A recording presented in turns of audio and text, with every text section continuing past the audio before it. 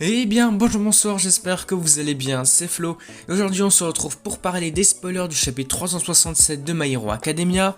La dernière fois, on s'était laissé sur l'arrivée d'Izuku sur le champ de bataille à Yue. Enfin, après je ne sais plus combien de semaines d'attente, on espérait enfin qu'Izuku arrive. Il est bel et bien arrivé. Du coup, dans ce chapitre, on va se focaliser sur Izuku et Shigaraki. Heureusement, parce qu'on avait pensé que ce chapitre-là allait peut-être passer du côté de Toga, de Ochako ou d'autres, ou peut-être revenir sur All for One. En tout cas, c'est pas mal. Je trouve que c'est vraiment intéressant de rester sur Izuku pour l'instant. Du coup, avant que la vidéo ne commence, je vous le rappelle, si vous voulez me soutenir sur les prochaines vidéos, n'oubliez pas de vous abonner à la chaîne. Et du coup, c'est parti. Alors, ce chapitre 367 va s'intituler Deku contre All for One. Du coup, ça annonce déjà ce qui va se passer dans le chapitre. Alors ce chapitre va directement commencer avec un flashback où on voit les jets de l'armée américaine qui vont trouver Deku au milieu de l'océan. Ils vont lui dire que le bus scolaire est arrivé et il va leur s'accrocher à eux avec le Black Whip. Le chef des pilotes va dire que même s'ils devraient surveiller Yue, ils ont décidé de miser sur Izuku. Bon, par contre, je vais tout de suite le dire maintenant. En fait, là on voit bien que du coup, les silhouettes qu'on avait vues au loin avec Izuku, c'était bel et bien des alliés, ce n'étaient pas des ennemis ou des vilains. Alors comment ça se fait que Yoichi avait eu un mauvais pressentiment, le premier utilisateur du One for All? Eh bien, c'est ce que j'avais peut-être pensé en fait. Pour moi, le mauvais pressentiment qu'avait eu Yoichi, en fait, ça aurait été par rapport au fait que All for One serait revenu à son prime, qu'il aurait rembobiné son corps. Parce que c'est vrai qu'on aurait pu penser que le mauvais pressentiment ça aurait pu être les silhouettes qui arrivent, est-ce que ça aurait pu être des vilains, mais finalement non. Du coup, si ce n'est pas ça, moi je pense que c'est par rapport à All for One. Bon voilà, puis passons à la suite du chapitre. Le chef des pilotes va continuer à dire que leur petite sœur a parié sur l'avenir de la nouvelle génération et que c'est à lui de vaincre le plus grand des méchants. Bon là, ici vous le comprenez bien, leur petite sœur, hein, ils décrivent directement Star and Stripes. Et puis voilà, à ce moment-là, ce petit flashback concernant Izuku et les jets de l'armée américaine, c'est terminé. Nous revenons au présent avec Deku qui va donner un coup de pied directement à Shigaraki. En voyant qu'Izuku est présent à leur côté, Mirio va directement sourire. De plus, Shigaraki va réaliser que Deku est beaucoup plus fort maintenant que ce qu'il l'était à la guerre précédente. On va voir qu'en remarquant l'énergie qui sort du corps de Deku, il va se souvenir du troisième utilisateur du One for All. Alors c'est vrai qu'ici ça commence à être bizarre. Pourquoi avec Bakugo, il avait eu des flashbacks concernant le deuxième utilisateur? Là cette fois en voyant Deku, en ressentant son énergie, il repense au troisième utilisateur du One for All. C'est vrai que là on dirait que Shigaraki commence vraiment à être déstabilisé. Mais bon, je pense que Shigaraki pense surtout au troisième utilisateur concernant l'accumulation d'énergie d'Izuku parce qu'il utilise sans doute le Fajin. Je pense que c'est surtout pour ça. Après ça, on va voir qu'au même instant, Shigaraki va être envoyé en l'air et va frapper la barrière sûrement avec un coup de Izuku. Revenons sur Izuku maintenant, on va voir qu'il va s'excuser auprès de tout le monde. Et c'est là qu'il va voir l'état de chaque héros qui était présent sur les lieux.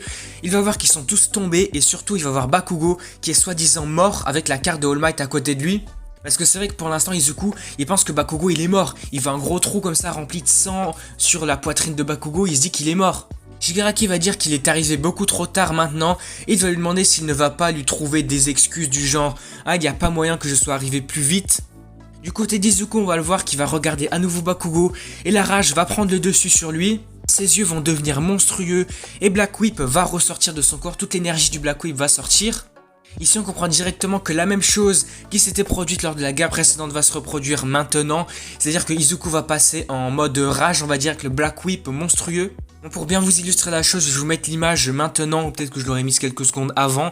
On voit bien Izuku avec le Black Whip de partout, avec ses yeux grands ouverts comme ça, avec la lueur du One for All. C'est impressionnant, il est monstrueux là. Shigaraki va voir là un scénario parfait pour lui. Deku arrivera aveuglé par la rage, il lui cassera le dos et mettra fin au combat. Là on comprend en fait que Shigaraki avait un peu planifié la suite des choses. En gros Izuku va arriver comme ça aveuglé par la rage, donc je me répète. Et il va en fait le prendre d'une certaine manière pour terminer le combat directement, il va le mettre KO d'un seul coup. Alors qu'on dirait que ça va vraiment se passer, en fait Mirio va sortir du sol en utilisant son alter et va crier à Izuku « Non Deku, en fait tout va bien, calme-toi ». Parce que comme je l'ai dit il y a quelques instants, c'est vrai que là Izuku pense que Bakugo est mort. Alors que nous on sait bien que là Edge Shot utilise son attaque ultime pour réanimer Bakugo, on va dire ça comme ça, pour remplacer ses organes. Et puis surtout pour le réparer de l'intérieur. Or Izuku là ne le sait pas. Mirio veut lui dire qu'il comprend que Deku doit se blâmer, mais c'est ce que Shigaraki veut de lui.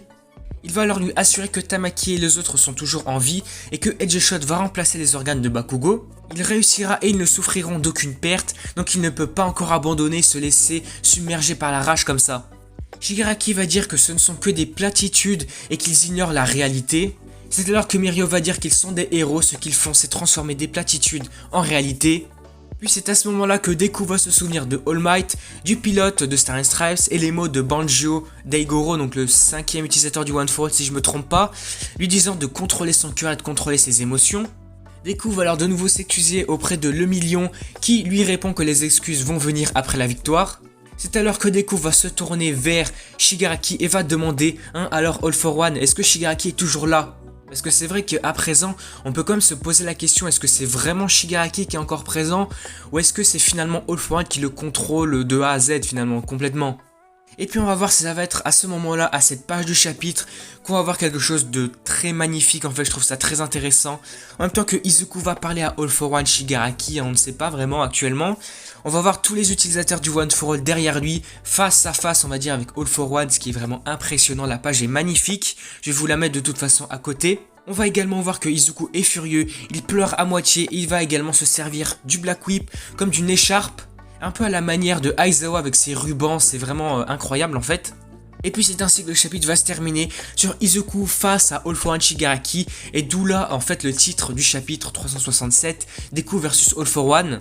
Bon, c'est vrai qu'ici j'espère que le prochain chapitre va rester du côté d'Izuku contre Shigaraki All for One. Là j'ai pas envie qu'on change d'ambiance. Là c'est sûr que vu le suspense que Horikoshi va nous laisser, c'est pas comme le chapitre précédent. Là on a vraiment un début de confrontation. Donc je pense qu'au prochain chapitre on va partir à un autre endroit, sur un autre combat, sur un autre champ de bataille. Est-ce qu'on va revoir Dabi? Est-ce qu'on va revoir All for One? Est-ce qu'on va peut-être venir du coup commencer le combat Ochako et Himiko Toga? Bon voilà, on va s'arrêter ici du coup pour les spoilers, le résumé complet du chapitre. Ce chapitre, comme vous l'avez compris, vous l'avez vu tout au long de la vidéo je pense, il est vraiment très intéressant, en tout cas moi je l'ai vraiment apprécié. Comme beaucoup de personnes l'avaient déjà pensé, théorisé, effectivement on a eu la rage de Deku, le Deku en mode rage berserker. Il a récupéré sa forme avec le Black Whip tout complètement enragé, mais grâce aux paroles de Mirio il a réussi à se contrôler et pas faire comme à la guerre précédente où il a failli se faire voler le One for All. Mais bon, je dis, il a failli se faire voler le One for All. En fait, Shigaraki était rentré dans le monde des vestiges du One for All et il n'avait pas volé le One for All, parce que tout simplement c'est impossible. Mais ici, on aurait pu penser que ça aurait pu se passer de la même manière. Et puis surtout, on a l'impression de voir une nouvelle technique de combat, peut-être une nouvelle forme avec Izuku, parce que là, il utilise quand même le Black Whip autour de son cou comme une sorte d'écharpe. Alors c'est vrai qu'on dirait qu'il pourrait réutiliser les techniques de Aizawa ou de Shinso. Et puis surtout, moi ce que je trouve magnifique, c'est la page finale tout simplement où on voit Izuku face à Shigaraki All for One.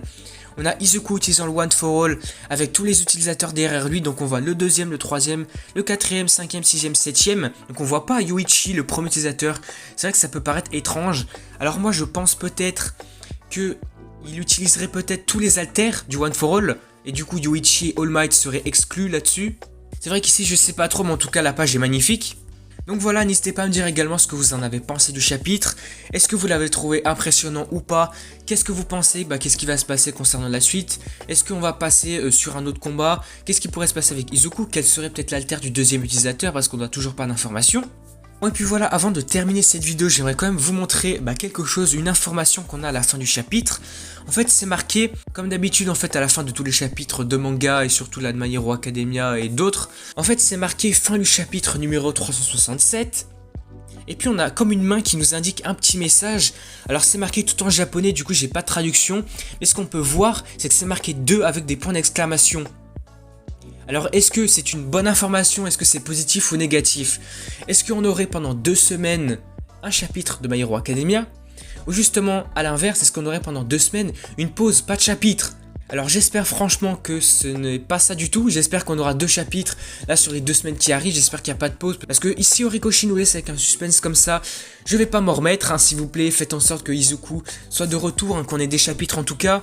Mais bon, dans tous les cas, si on a une pause de 2 semaines, je vous ferai peut-être une petite vidéo informative pour vous dire, pour vous prévenir qu'il n'y aura pas de vidéo spoiler pendant 2 semaines. Ouais, je pense qu'on fera sûrement une petite vidéo là-dessus pour peut-être voir la date de sortie du prochain chapitre. On verra, je pense que je ferai quand même une petite vidéo informative. Du coup voilà, on va s'arrêter ici pour cette vidéo, j'espère qu'elle vous aura plu. Du coup n'hésitez pas à liker, à commenter et à partager. Et surtout n'oubliez pas de vous abonner à la chaîne pour me soutenir sur la prochaine vidéo My Hero Academia. Et du coup moi je vous dis à la prochaine.